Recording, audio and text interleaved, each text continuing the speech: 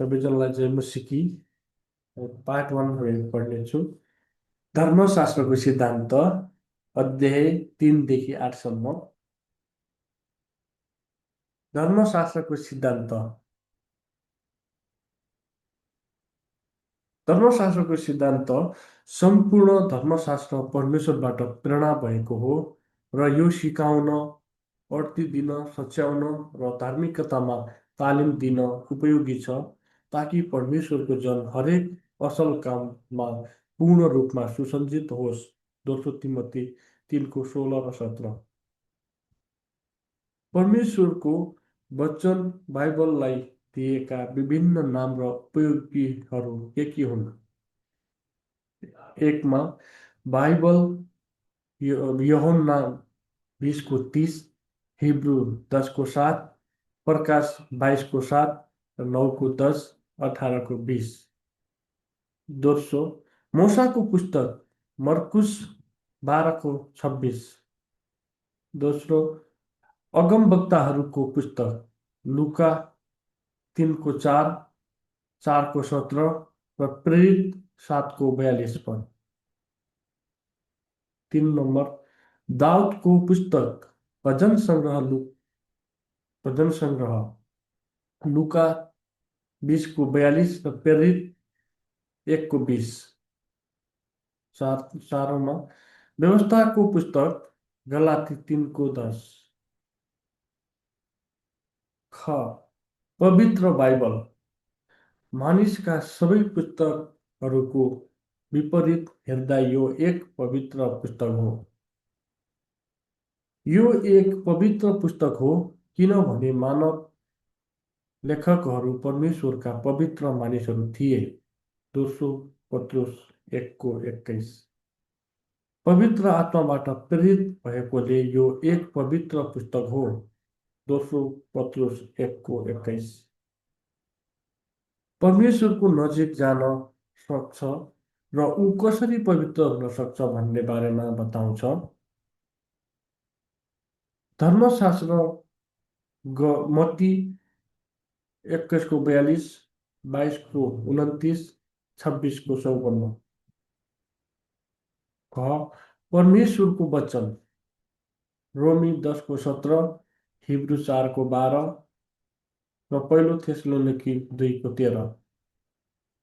परमेश्वर विश्वासयोग्य हुनुहुन्छ र उहाँको वचन पनि।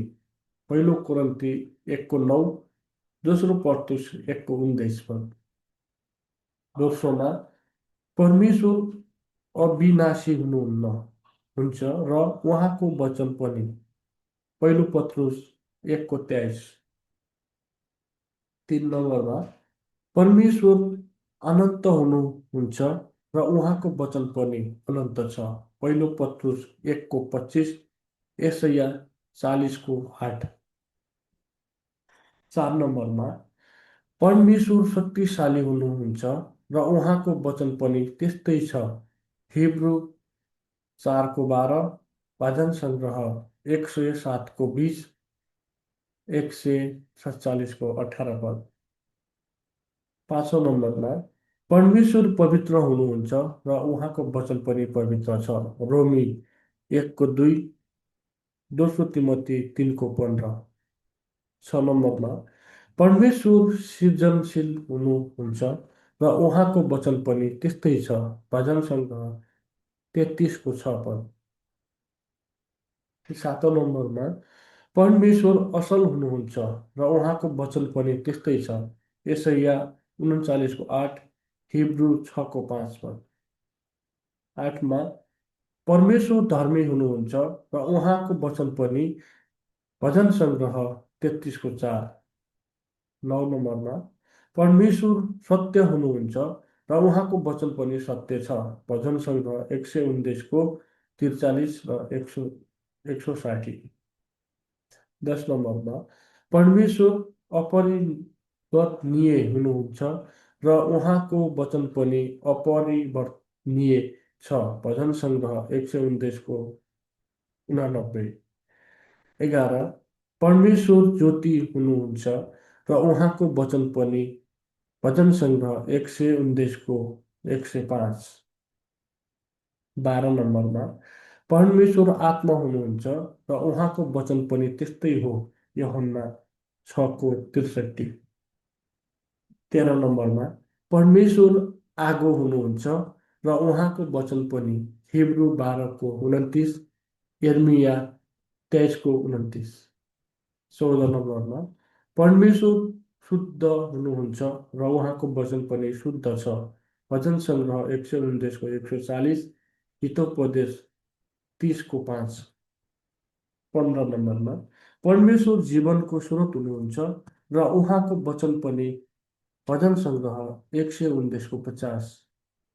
16 नम्बरमा परमेश्वर विश्वासकारी हुनुहुन्छ र उहाँको वचन पनि त्यस्तै छ, भजन सङ्ग्रह 119:161। अनि 17 नम्बरमा परमेश्वर आशाको स्रोत हुनुहुन्छ र उहाँको वचन पनि, भजन सङ्ग्रह 130:5, 119:74देखि 81, 114। डर मान्नु पर्दछ र उहाँको वचन पनि, यसैया 66:2देखि 5।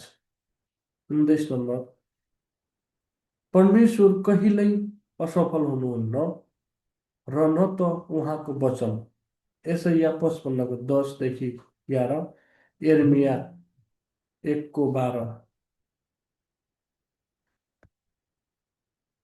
पुरानो र नयाँ नियम, प्रस्थान 24:7, दोस्रो कोरिन्थी 3:14।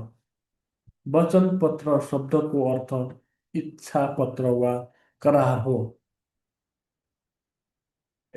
परमेश्वरका देवदूतहरू, रोमी 3:2।